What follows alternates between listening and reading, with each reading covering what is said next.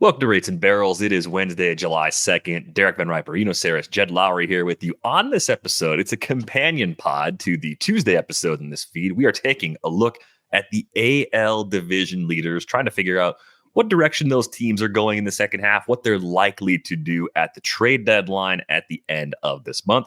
We also have a big picture question we're going to try to answer a little bit later on in the show. Drag on the baseball is up, but offense is not down. We'll dig into why that might be the case in just a little while. Gentlemen, a lot of ground to cover today, and in the effort of avoiding an 85-minute pod and pushing from one pod to another with no lunch, we're going to go right after it. We're going to start in the AL West. We have some news as we get started today. Yordan Alvarez was shut down from all activities after experiencing some soreness while taking swings on Monday. Prior to that, he was tracking toward a return maybe this weekend, which the Astros, I think, really need, despite the fact that they've opened up a sizable lead in the AL West. They're up to a 7-game lead now on July 2nd. Now, the follow-up plan is that he's going to see a specialist the next few days. I imagine, when urgency index 3.0 drops, the Astros' need for a bat, particularly from the left side, is probably going to pop as a more urgent need than it was just 24 hours ago. They are 17th against right-handers. I did not expect to see that.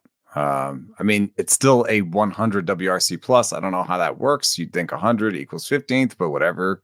They are 17th, and I think they need help there. I think even when he's back, it's a pretty right-handed lineup, and I think they could use some help for him from the left side. And we were trying to kind of go through the options, and I think you've got Jesus Sanchez, I keep trying to put on somebody's team, but he might cost a little bit because, it's like 2 or 3 years the team would get him. The rentals are Ryan O'Hearn and Cedric Mullins. Ryan O'Hearn, a little bit of an interesting fit there because that would force one of them into the field. We had a fun one, though, we came up with maybe.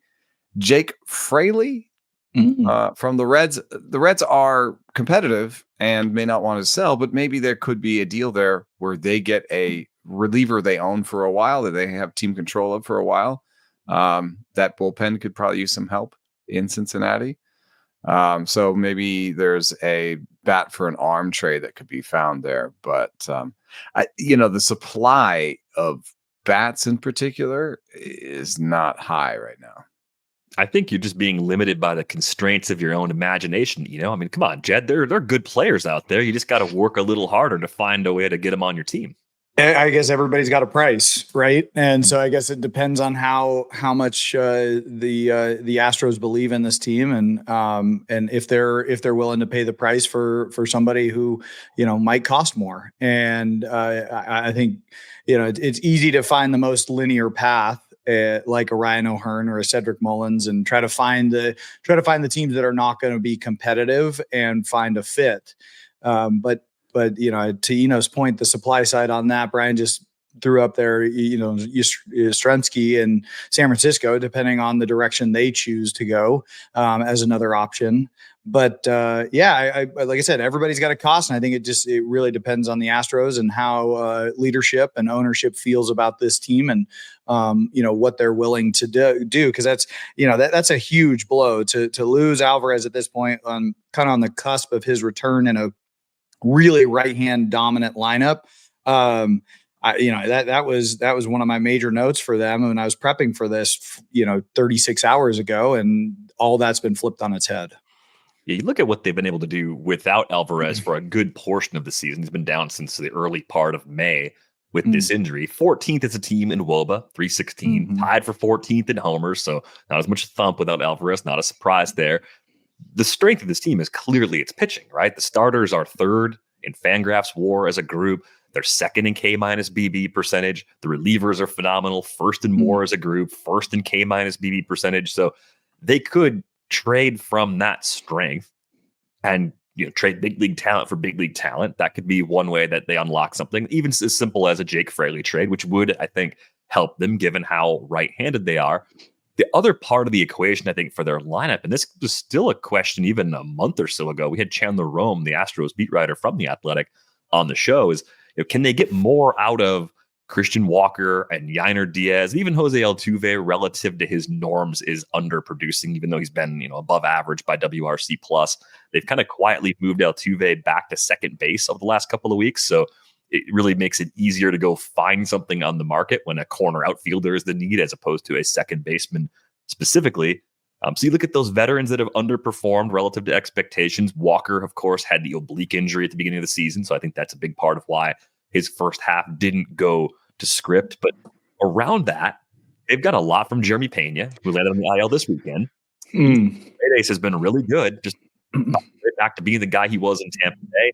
And then Cam Smith, the rookie who they got back in the Kyle Tucker trade, has started to play really well. His last 30 days, hitting .319 with a .367 OBP. He's popped 4 homers during that span. For the season, he's third in WRC plus in this team. He's 22% better than league average. So Cam Smith has delivered really from the jump, and they've needed that in the wake of the Tucker trade and the Bregman departure and all the changes they've had. But I think it's those other veterans that you're kind of looking at and saying, all right, like, if you're going to add to this core, those guys also need to do something more in line with expectations for them to be a dangerous playoff team.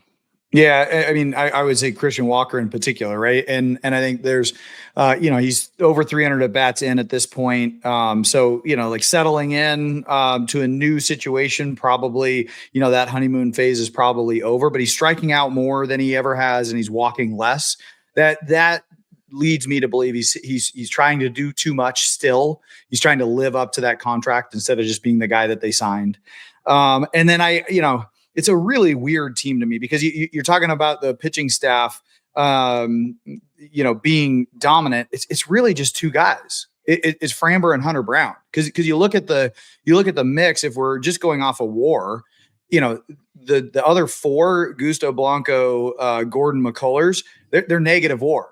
Right. So my big question to them is like, who's their third starter, let alone their 4th and 5th? But then you look at the way that they've played above 500 teams. They have more wins than anybody else in the American League against above 500 teams. Yeah, I think that the recipe is kind of like be just good enough with the starter, get them through 3 or 4 or 5 innings, and then have a good bullpen.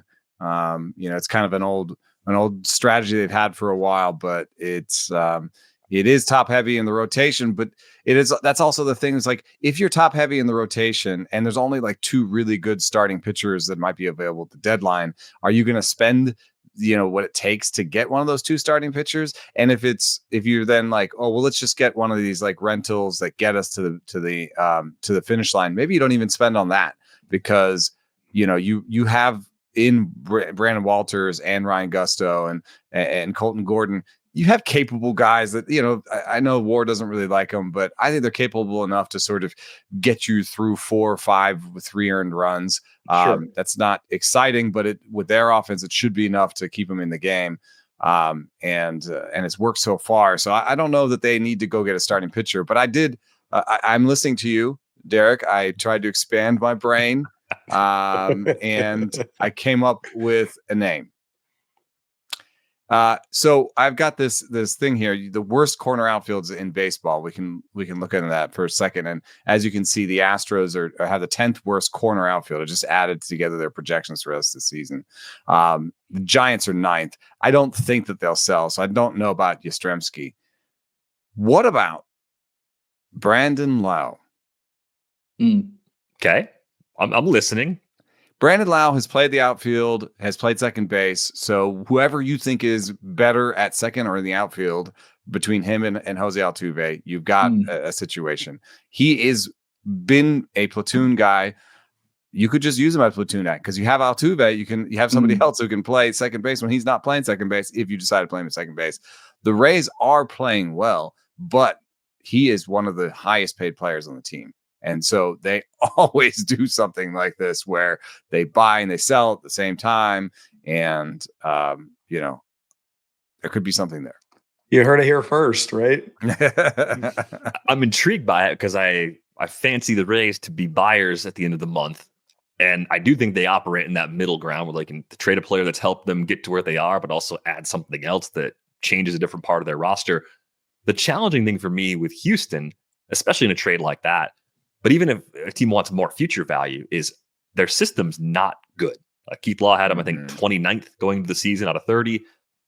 Cam Smith was their best prospect. Cam Smith's on the big league roster. He's a big piece of their future, right? And even though the Astros keep exceeding expectations from a player development perspective, a lot of the prospects they've traded away, the near big league ready guys, haven't really done a lot where they've gone. So I just wonder how many other teams look at their system and say, yeah, there's a few guys we really like that we could reasonably go get. So that's what I think also makes it harder for me to line up trades with Houston. The other thing is they're at $236 million right now in Houston. The first apron is 241. They have operated in the past as that's a sort of a hard cap for them. So my other big brain idea was Trevor Larnach. There's only 2 more years left on his deal. He's only due $2 million for the full season this year. So he's affordable. He might be somebody that helps them going forward. I think that the Astros kind of like more multi-dimensional players, at least when they trade for young players. Larnach's a little bit of a slow, not great defensive, just pretty much just like a slugging corner outfielder. But when you add that to the mix of other guys who are more athletic and can maybe take over for him in the 7th defensively or whatever, then it actually, it adds a dimension that they don't usually go after, but it might just work, and it might work money wise. So, well, and to your point, like, team defense wise, they're one of the better ones in the league right now. If we're just going outs above, average. And so, maybe they could take a big swing on a guy that can slug from the left side that, might not be the best defensive, outfielder. Yeah, and I think the other part of that too is, you have a smaller left field with the Crawford boxes. It's different playing the angles off the wall and different things, but maybe that also hides someone with limited range, depending on how you feel about the fit. They always do really interesting positioning. And did you notice that in Houston? They position their what is it they do with their left fielder? They use the boxes. Yeah, exactly. Because you have to be prepared for those for those balls that either it's an inch from going kind of behind the Crawford boxes or hitting off of the wall. And so the one that burns you is if you're waiting for it to come off the wall and it goes into the goes all the way to the bullpen. So I think that they play them really far off the line. Yes. So they can be near that spot where the boxes come out and they can go get it, or because they figure down the line is maybe a homer or a double because it's short down the line. Yeah, and I mean, if you got a burner, it might be different because you don't, the odds of a triple down the left field line when it's that short are very slim. So it's kind of going to be a double unless you're talking about like a Byron Buxton running or somebody with elite speed. So I think the left fielders play really close to center. Yeah, because they're trying to like play those boxes. But in San Francisco they do something similar too, where they pinch triples alley. Yes. So they play their right fielder far off the line because it's short down. It's actually short down the line in San Francisco, and so they want their fielder covering the most ground as possible. So they kind of pinches towards Francisco. Anyway, so Houston's an interesting place defensively. It might be weird to put a guy in that doesn't excel defensively, but maybe you just put Altuve back more there and Larnach DHs while he gets to know the place, because maybe Yordan's out for a while. The other thing that's interesting to me about the Yordan situation is like, and you've been through this, Jed, it's just, there's like the level of reporting that we're getting from the team, which, I think Houston is probably they give us the least information in the league. I remember when Altuve's knees were an issue and I was in a scrum with Altuve and he was like, I can't tell you. And we're like, what? And he's like, I can't tell you what's wrong with I can't tell you those things. And we're like, okay, thanks for the information. And we're all like, Altuve's knee hurts. We don't know what this means. We don't know anything. No time frame, no nothing. So Houston's always been like that. But, what is this process like where now you're seeing a second and third, like you definitely went through this. Like, I know it's frustrating, but is everybody involved? Is like the agent involved? And how many people in the front office are involved, and like you got multiple doctors. What is that? What's going through Yordan's head right now? Yeah, and hands in particular, we talked about this with Chapman a couple of weeks ago, are can be very tricky. And I had a couple of things. I tore the UCL on my thumb. I had I had wrist surgery. And you go and you want to make sure at the end of the day, it's about the player and him feeling confident in his ability to perform. And so I understand from the team's perspective, they want Yordan in the lineup because they're envisioning Yordan at 100%, or even if they say, oh, Yordan at 80%, right? Well, it's not, it's not that if you have Yordan at 80%, it's not like you're going to get 80% of his production. You're going to get less than that, right? Like especially when you're talking about hand. And so, he might be at 80% medically, but I wouldn't, I think teams equate that to 80% production, and 80% production of Yordan is better than anybody else they've got. I think it's a stretch to assume that 80% of Yordan Alvarez medically is 80% of his feeling good production. But I suppose that like some of this comes down to like some of these injuries are supposedly like just pain tolerance ones. Like when you're coming back from a hamate, they say you could come back theoretically right after the surgery if you could handle the pain, right? But you're like, well, how are you confident in swinging? How do you get to that primo bat speed if you're like, ow, every time, right? You don't. Your body shuts it down. Like right. you just unless you're masking the pain in some way that will eventually catch up with you. You're not, you're really not. And that I'm sure that is still, considered in certain circumstances, but it's not sustainable when you're playing every single day. But and so some old school people were like, oh, well, we did the imaging. Everything's fine. You're on. We looked at every MRI. We've done multiple MRIs. We can't find anything wrong. Yeah. And this is where, and yeah, to your point, like, do the agents get involved? Absolutely. Right. And the agent's going to say, like, my guy's not right. And he's telling you that whether you're listening to him or not, he's not right. Like something is not right. And I think this is where, the medicine of, the compressed schedule, right? And getting a guy on the field, like every day lost is a game, that they can't get back. And so, the club is pushing, hey, we need to get this guy back. We need him in the lineup. Like, we're in a good position. Like, we need him. And the player is like, listen, guys, like, I want to be there, but am I really going to be productive for you? Am I really going to be the guy that you expect? And now all of a sudden, and I think the baseline is that if you're on the field, you are presumed healthy and 100%.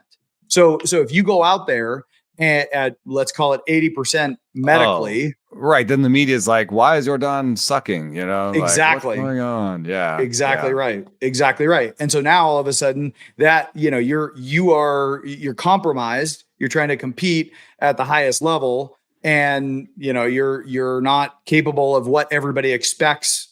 What you're capable of. Yeah.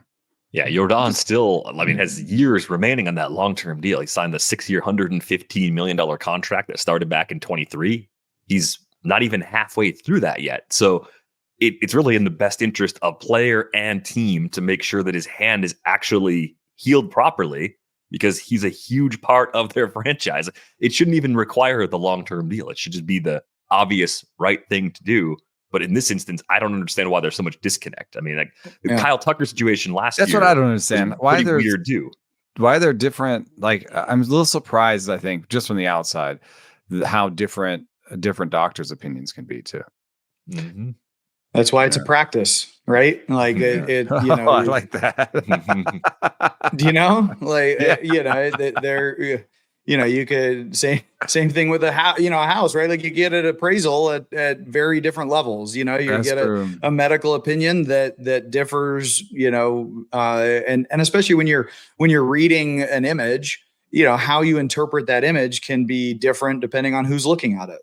Mm-hmm. Yeah, and even when the image was taken, there might be some parts that are obscured and things you just simply cannot see. We learned that too. Sometimes the swelling makes that impossible. When you were talking about the pain tolerance with hammates, for some reason, the pain tolerance jogged a memory for me of Adam Dunn having his appendix removed and him playing 6 days later, which is just mind-blowing to me. Like, that might be an all-timer. There's not a chance that he felt that good 6 days later, but still managed to get back on the field. So I had to verify the number. And this is a guy who supposedly hated baseball. He wanted to play the next day. I remember at the time, he's like, I'll play the next day. And everyone's kind of like, no, you won't play that soon. But he played sooner than people expected. So my experience with Adam Dunn was not that he hated baseball, but that he had a healthy disrespect for some of the leadership within baseball. Hey, he literally said to me, GMs don't matter. So I like that. That sounds like Adam Dunn. Yeah.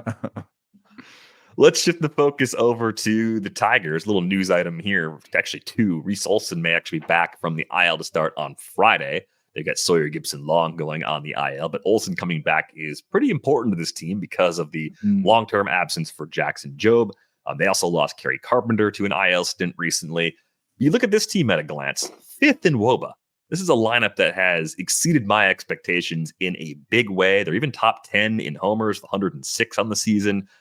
Jed mentioned the Astros being really top-heavy in their rotation when you've got Tarik Skubal, reigning AL Cy Young Award winner at the top, pitching really, really well, and Jack Flaherty's pitched well too.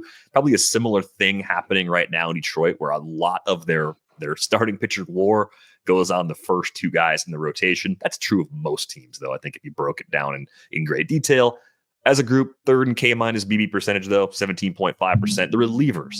We knew they needed relievers, Detroit. We were calling for trades even before the season started. I think my idea at the time was the Padres got to save money. Let's send Robert Suarez to the Tigers and let someone else close in San Diego, and let's go from there. They're going to get bullpen help at the trade deadline. Like, no doubt about it. I think the question I have about this team is, how much do you trust some of the improvements they've seen from guys at the plate? We talked about Wensiel Perez last Friday, small sample. He's been mashing. Riley Green's been doing Riley Green stuff. Gleyber Torres, not as much power as expected, but a nice rebound from him. Zach McKinstry, you got the Torkelson rebound. Javier Baez showing signs of life. Colt Keith's at least been a league average bat, which is nice to see, even though it's not quite the level some were expecting. Dylan Dingler's been good. I mentioned Carpenter, who's hurt right now, not playing at the typical Kerry Carpenter levels, but still contributing nonetheless. They have 9 players with a WRC plus of 100 or better right now. Yeah. But Jed, do you trust it as you look up and down that lineup? Do you believe in that as sustained improvement, or is it a combination of guys getting off to really good starts where maybe the league's going to start to make some adjustments to how they're pitching this group? Yeah, I mean, I lean into this group. I think it's one of the more balanced lineups in the game. And they're really not, as a team, they're not really outperforming their expected results either, right? Like you're really talking about, it's a delta of 7, their WOBA versus expected WOBA.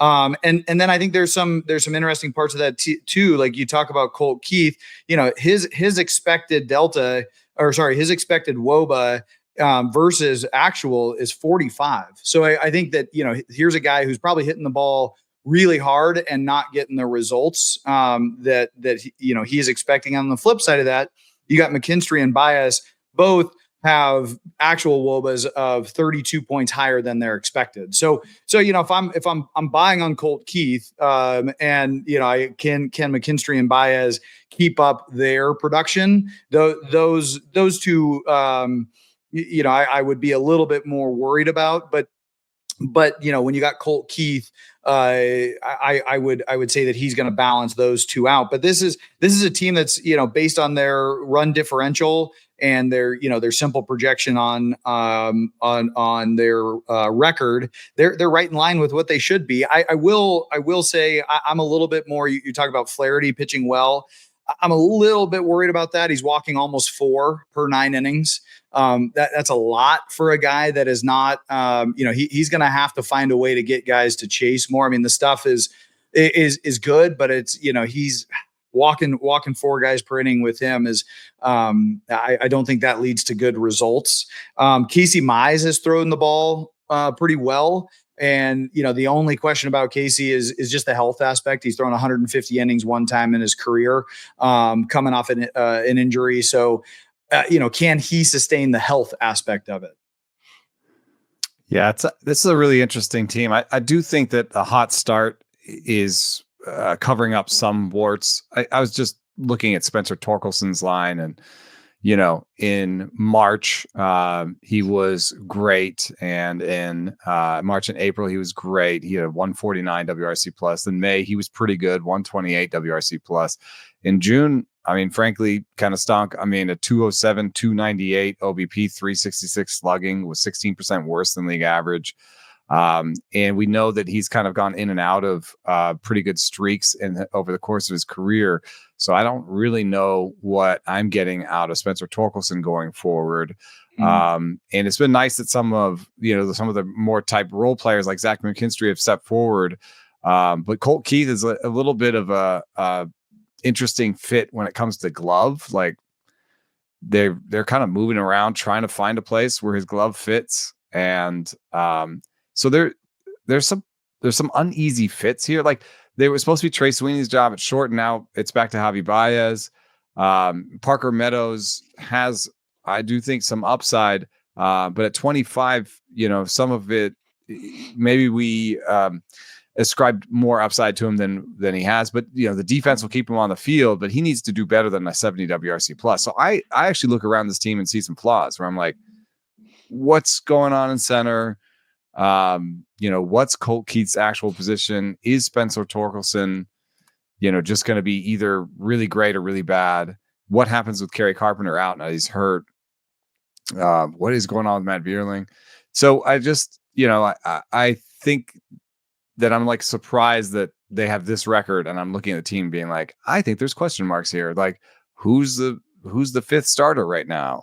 And could they have a better closer than Will Vest? And so I think that they should be active. I think that they should maybe get a bat and an arm. And I guess the nice thing is they do have a plug and play sort of lineup that people can move in a lot of places.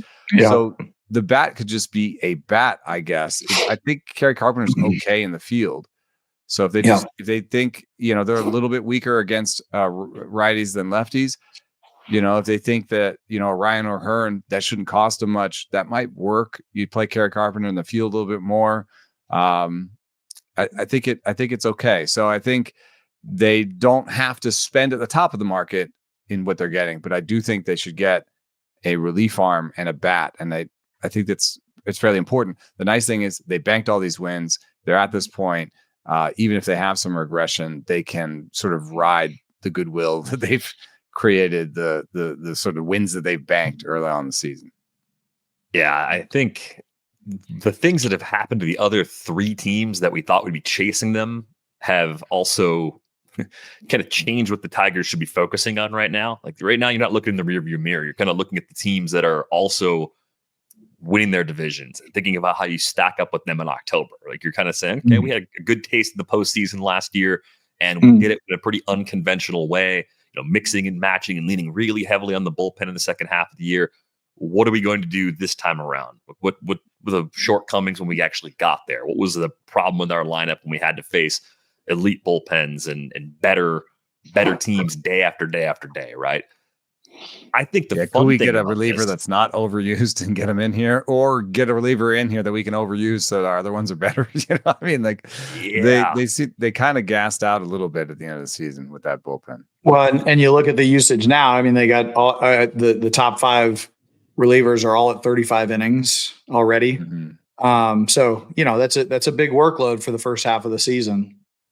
The fun thing about the Tigers, though, as far as an organization, is like they have a good farm system. They have players they can trade right now. They were 7th in Keith's rankings back in the spring when those dropped. So they're sitting there next to the Cubs. Like they could go out and get as much impact as they feel they actually need, or as much as actually available. I wonder if they do need the get them there sort of starter. Like even if you want to look at the combination of Skubal and Flaherty and Olsen and say it in Mize and say, yeah, I feel good about whatever combination of those guys we have to use behind Skubal in a series. You still need some depth to help get into the schedule in the second half. Because the guys that they're using, speaking of wear and tear, like the guys they're using in the 5th spot, they use in a way that uses their bullpen hard. So they use Sawyer Gibson Long with an opener and taking them out in the 5th. So like, oh, you got 4 innings and you had to use a reliever to get to 5 innings, right?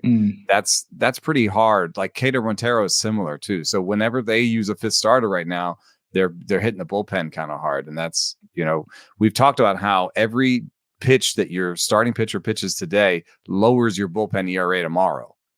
Was a study that we read. So they're doing the opposite of that, where they're not getting a lot of pitches out of their 5th starter, and that's making their bullpen worse going forward. I think they could also focus, because of their market size and their maybe the amount of money they can spend.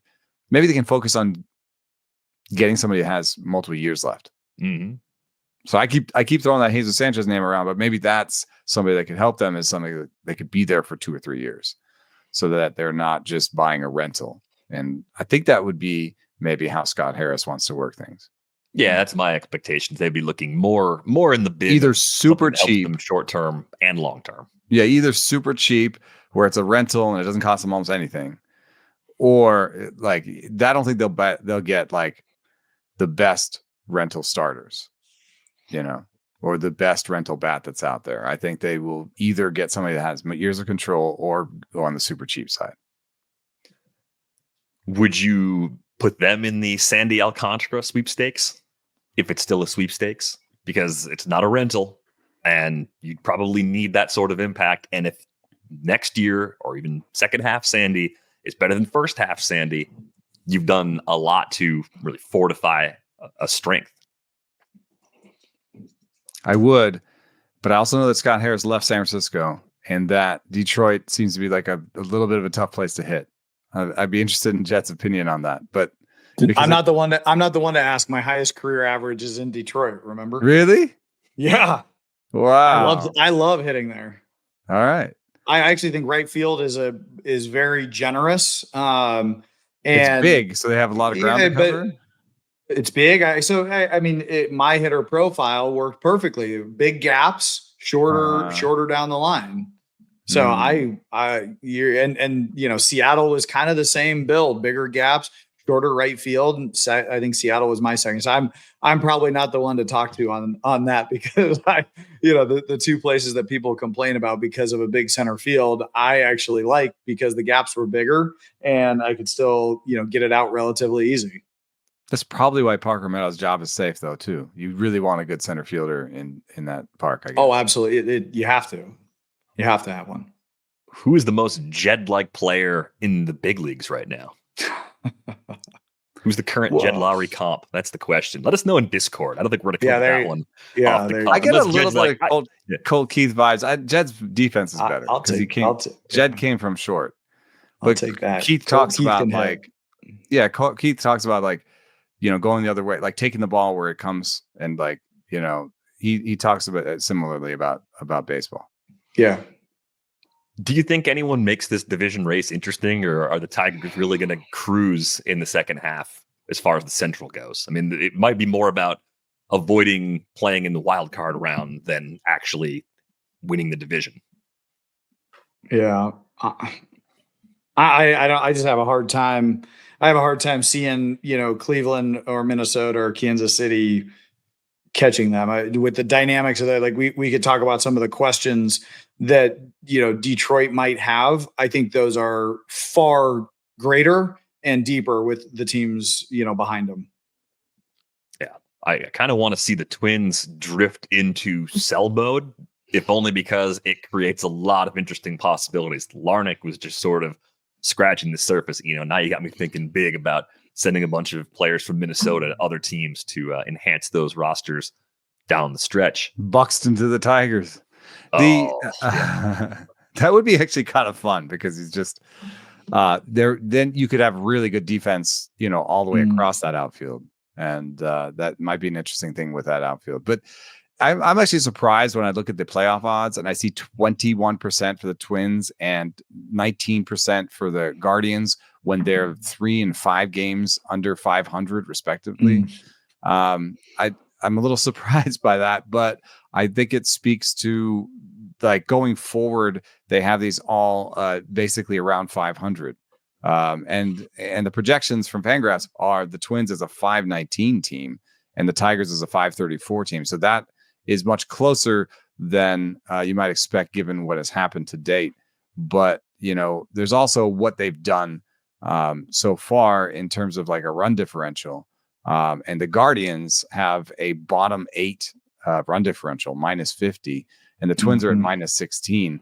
So it's not like they haven't deserved their record so far. They've pretty much deserved their record so far. It's that the projection systems are picking up individual players and saying these players will be playing better in the future. And that's why the Twins, who've had a -16 run differential so far, will have a +10 going forward. The Guardians has shifted, though. It used to be minus to date and then plus going forward. It's minus now for them. So I'm not in on the Guardians.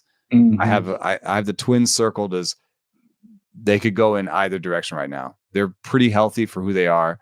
And I think if they can withstand some of the pitching problems, they have a chance to go either way. But I'm not gonna circle the Guardians as the biggest contenders to the throne there.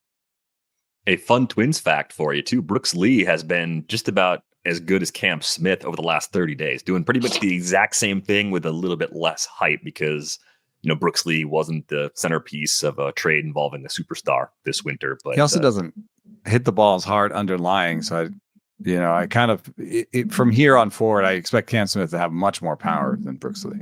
Yeah, there's a pretty big gap there, but I think Lee's one of those really solid high floor players that is going to be a big leaguer for a long time. Let's go to the Yankees, who appear to be in a really tight battle in the AL East. Just pressure coming from the Jays and Rays, not from the Orioles and Red Sox. So a little surprising maybe to some folks as to who is chasing the Yankees and how close they are right now. I saw an interesting note from Chris Kirshner, one of our beat writers covering the Yankees for The Athletic. The Yankees are now 13-5 when Max Fried starts, and they're 35-32 in everybody else's starts. Fried's been phenomenal. Fried's a Cy Young contender. I don't right. It's a little good statlet, but like, I mean, that's how it works. That's what aces do. That's what teams do. They have 105 plus 105 run differential. I feel like the Yankees, and that's after getting whooped yesterday. Sorry. Right. I mean, I feel like they just get more scrutiny. They're a really good team. Yeah, there's nothing wrong. I think what Chris's point was they've been like Fried's been excellent. It was to highlight Max Fried. It wasn't to suggest the Yankees are mediocre. But yeah, they're second in WOBA. They're second in homers. They're behind the Dodgers. I guess I was just sort of jumping ahead and being like, I can see how social media is going to take this stat. Yeah, right. I mean, but it was actually a video that Chris made, so I could tell the tone was not like, look at this team when Fried doesn't pitch. They're horrible. Like, it wasn't like that at all. No, it was more Max Fried is awesome. It was like, and Max Fried and Tarik Skubal should be in the same conversation for the Cy Young, I think, was a little more of the tone of what Chris was trying to put out there. And the Yankees, in a season without Garrett Cole, 5th in WAR among starting pitchers, 5th in K- BB percentage. The bullpen has been a little wobbly, but not bad. 13th in WAR, 8th in K- BB percentage, and only 22nd in innings pitched as a group. So they're not taxed the way some of the other contending teams had to lean very heavily on their relievers.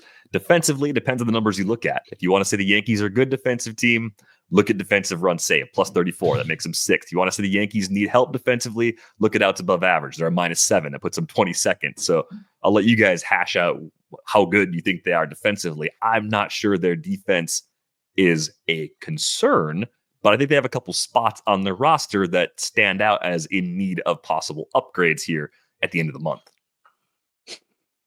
Yeah. I mean, you talked about the bullpen.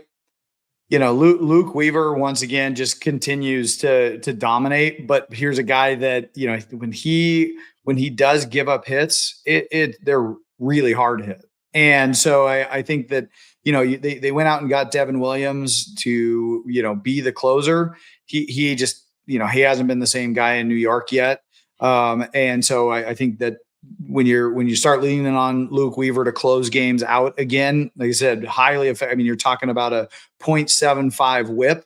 The guy is highly effective. I just worry about him being able to get outs in the zone in big spots.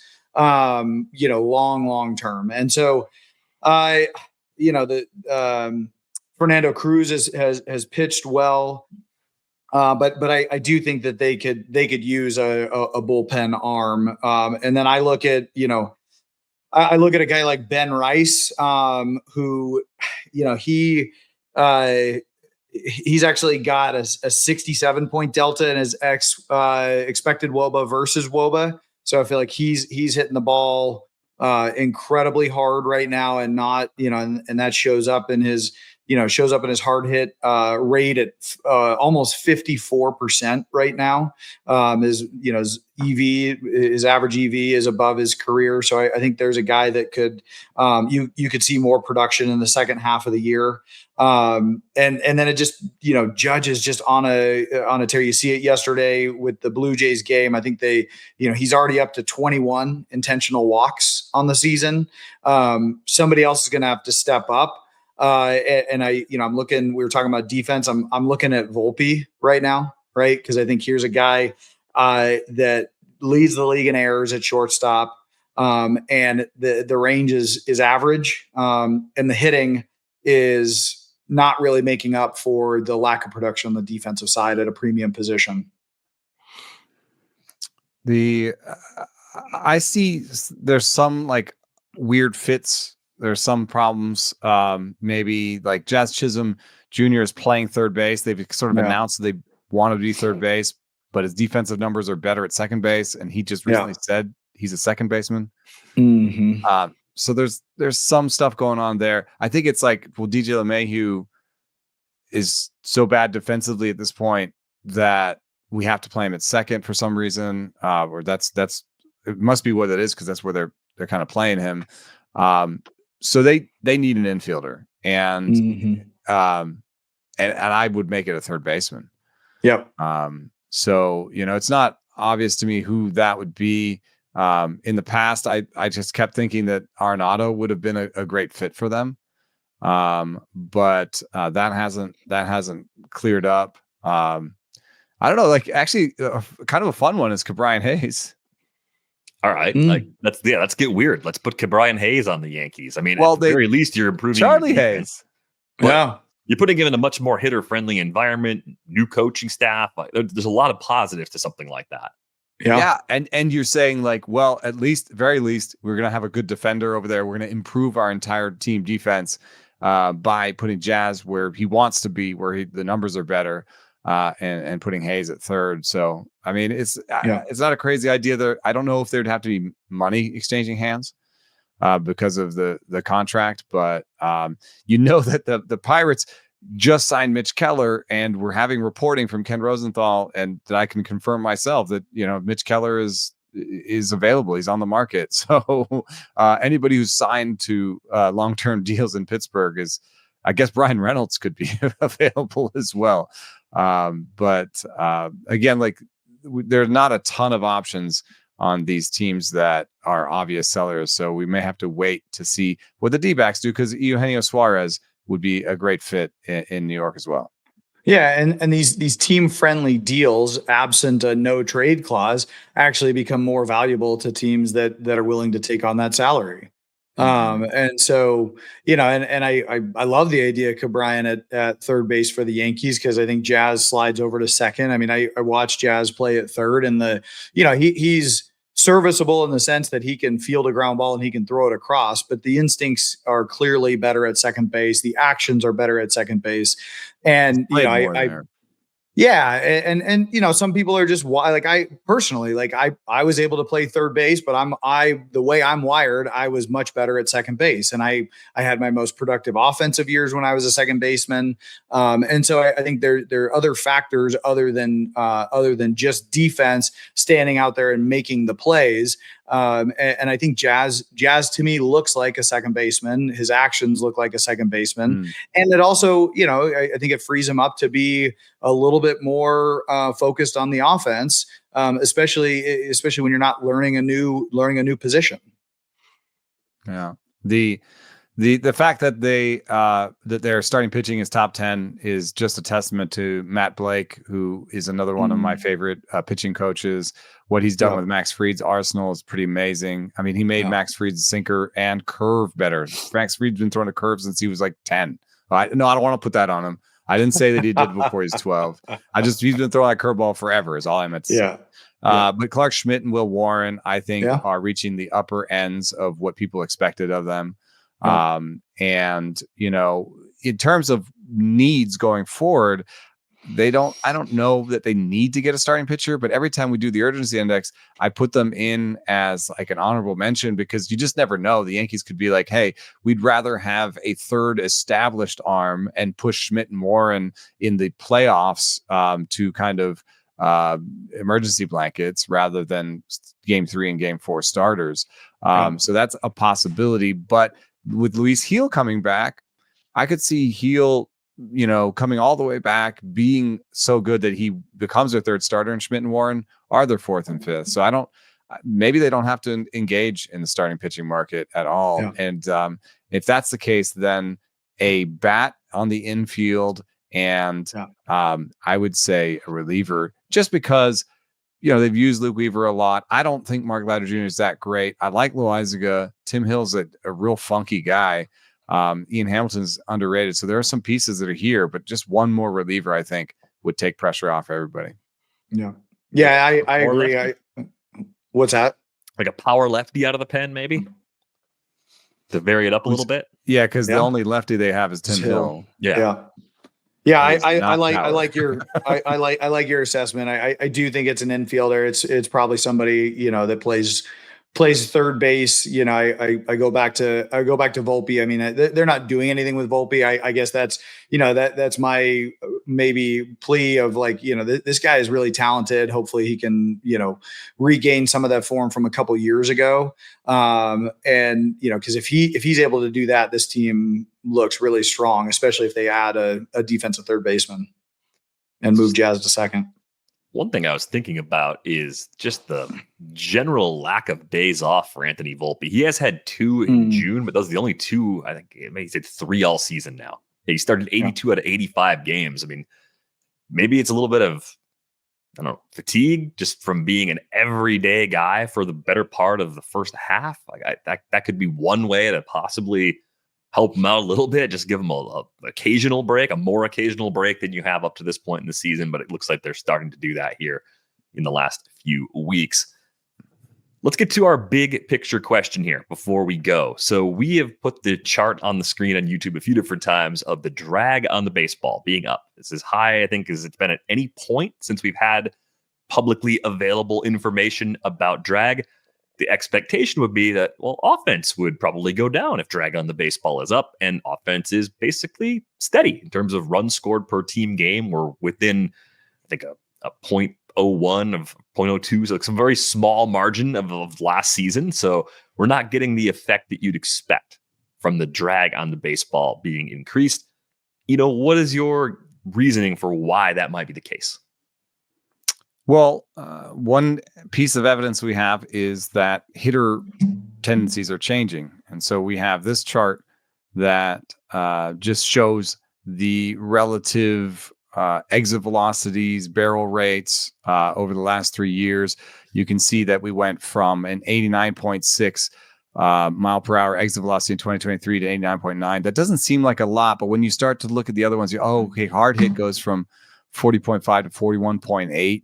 Barrels go from 6.8% per plate appearance to 7.3. Bat speed is up 0.1. All of these are small, but when you're talking about league averages, it's really hard to move league averages. And I would say this is a somewhat significant, especially if you think about it this way. There are tons and tons of balls in play when you're talking about the league. So if the hard hit percentage changes 1%, that's across all the games that are played all the time. You're talking about thousands of balls, you know, that are affected by this change. So I think to some degree, and I don't know if this is controversial or not, I'm interested to hear Jed's opinion on this, but I think to some degree, once you start measuring something, once we started measuring spin rate went up. Once we started measuring fastball velocity on and I don't mean like ever started measuring, I mean like as a league published leaderboards, like MLB publishing leaderboards and publishing data that they've collected. Once they collected fastball velocity, it went up every year after that, and it hasn't stopped. It's still going up. So, and the same thing was happening to spin rate until they were like, oh, well, actually the way you guys are doing this is against the rules. So let's hold it on the sticky stuff. Right. So, bat speed has been up now for 3 years and lo and behold, it's gone up. Now, I don't know that we're going to see bat speed go up every year over every year, like fastball velocity. My point is, once you measure it, you can train for it. And we saw a little piece of news. It's a little tiny piece of news, but I think it means something here. Blast Motion was bought by Win Reality. Now, Win Reality is a virtual reality game, basically, that purports to help people train by and I've talked to Jed about this before. Some hitters, I think, feel like the technology is not quite there with VR to really trick your brain, but it might be there soon. It might get there. It keeps getting better and better. VR keeps getting better and better.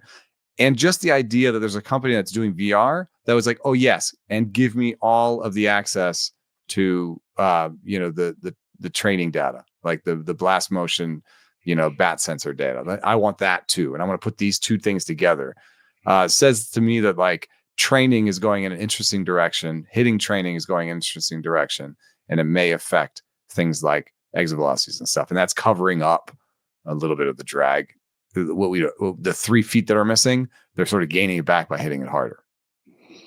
Yeah, and I mean, it's starting earlier. We talked about this briefly on Monday, but the Wall Street Journal put out an article, talking about college baseball has a power problem, right? And this is from June 21st by Jared Diamond and Tom McGinty. But they were saying that the highlight for me is 1.2 out of every 1,000 batted balls in Major League Baseball have been hit at 115 miles an hour or harder, compared with 1.7 in the journal sample at the college level, right? So you're 42% more likely to see a college ball hit 115 mile an hour plus than you are at the major league level. So amateur baseball players are hitting the ball harder than Major League Baseball players are. And I don't know if that's, I don't know if that's a bat thing or, to Eno's point, a training thing. Or training, yeah. But the training that, to your point, as soon as you can measure something and account for it, you can train for it. Right. And so I do think that the training is getting better. Kids are becoming more efficient early on, and delivering the barrel more efficiently and faster at lower levels, and how that will eventually translate into the major leagues and professional baseball is yet to be seen. But it's an interesting trend that you're seeing, more consistent hard hit balls at the amateur college level than you are in the major leagues. I just had another thought about the variables. We talked about these in our meeting on Monday. I didn't think about the differences between the college baseball and the Major League Baseball, though. Has Dr. Meredith Willis, has she carved up any college baseballs that we know of? I don't think we have. And in fact, I did the research on the bats, and the bats did have a big change where they made them deader in, I believe it was 2011. And then in 2020, they banned white barrels. I don't know what that has to do with anything. I do know that there's something called rolling bats that can happen. That's basically almost like the corking of bats, except it's just an equivalent thing. It's not at all like corking, but you turbocharging the bat. Yeah. You do something to the metal bat that makes it that can make it makes more of exit velocity. So I'm not suggesting that that's what's going on in college baseball. I don't have any sourcing on that, but I do know that happens. I know that rolling bats happens. And I think it maybe happens more in semi-pro, or not even semi-pro, your local league, then it may happen in the NCAA because the stakes are higher. Your bats are probably inspected better than they are by the local dude. But I do know that could be part of it. I hadn't thought of the ball. That is an excellent point. There could be a change in the ball. We know that manufacturing costs for everything are rising. So that's a possibility that some change was made in the manufacture of the NCAA ball. But I would also point to training for another reason.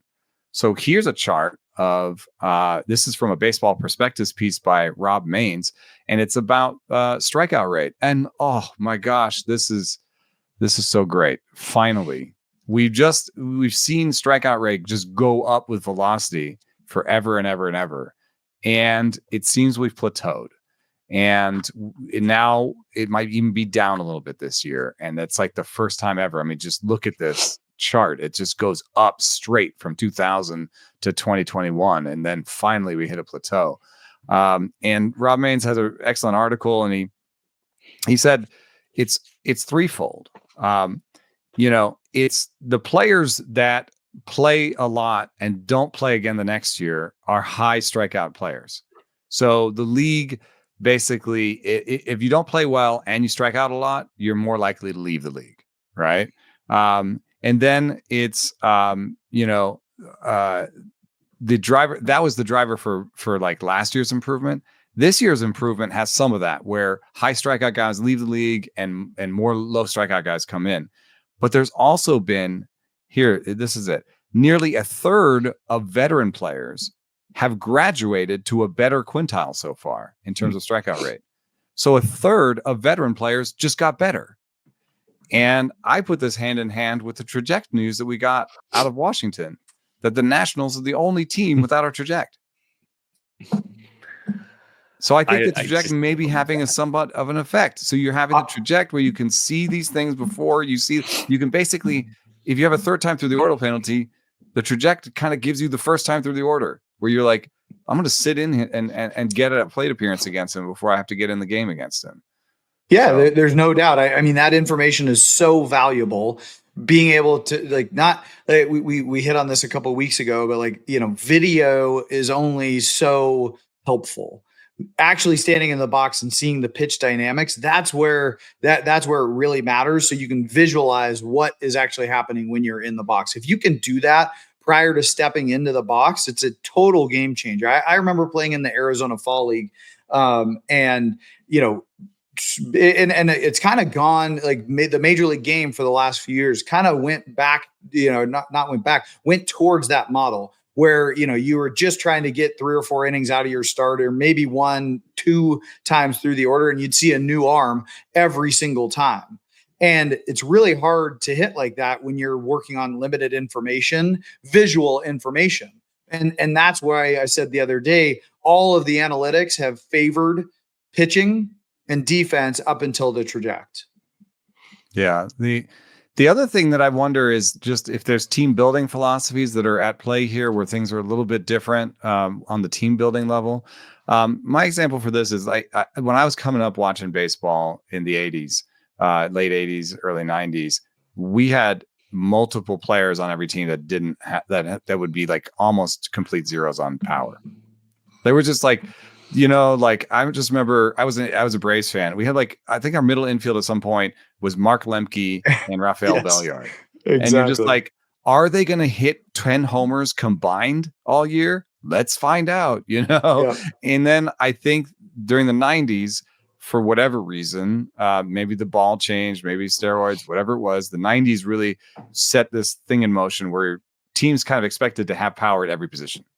Yeah. And so we no longer were cool with a zero anywhere. You had to have at least 15 homers from every spot on the diamond, Yep. And you could fill it. We haven't expanded as a league for a long time.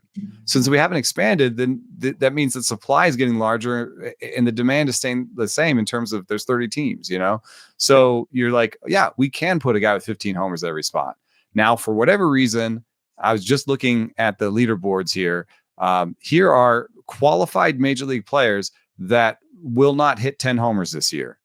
Xavier Edwards has 0. Yeah, I'd say comfortably he probably won't hit 10 this year.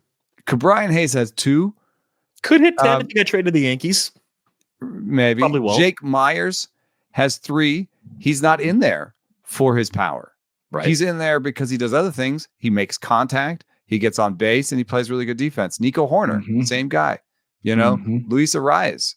is like a magic wand guy in terms of like he puts the bat on the ball.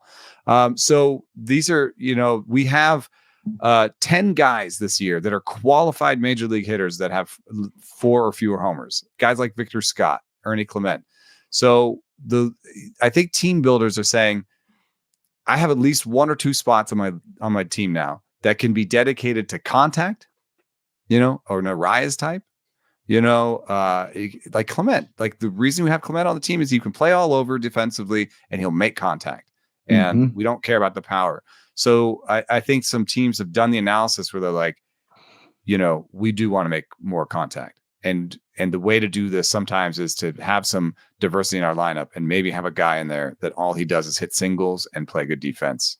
Well, and that, getting on base gives you a chance to win every single day, right? Mm-hmm. It's the idea of the 3-point in basketball. Like you're going to live and die off that. Same thing with the home run. The singles and getting on base every day is the post. It's the big man, getting the points in the post every day, right? Like it gives you a chance to win day in and day out. That's a really good example, because what happened in basketball was they went so far to the 3-point line that some teams were like, no, I'm gonna get 2 big men, or I'm gonna get 2 post threats, and I'm gonna beat you guys by going old school. I'll still hit the threes, but I'm gonna have guys on the inside and get those. Yep. Right.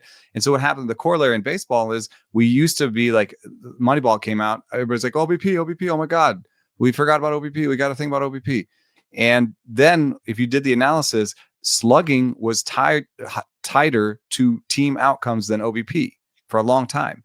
So I think teams, especially in the age of exit velocity and barrels, were like, nah, we're all about slugging, Yep. And you even have this on the team level, teams like, I think the Orioles and the Red Sox, their development philosophy for hitting is hit the ball super hard. Well, that's what we care about. We care about EV90. We care about, maybe some decision-making numbers like chase and stuff, but we really care about how hard you hit the ball and what angles.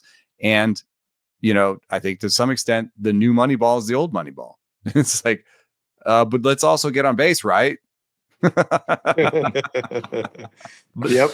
It's funny how the game is cyclical, right? You had the scouts looking for the Sinkers kid are that back. hit but like you had the scouts before Moneyball looking for the kid that ran the fastest, threw the hardest, hit the ball the hardest. Oh, now we're doing that. Now Moneyball comes and is like, why do I care about that? If the guy gets on base, I don't care about, what he looks like in his uniform or anything like that.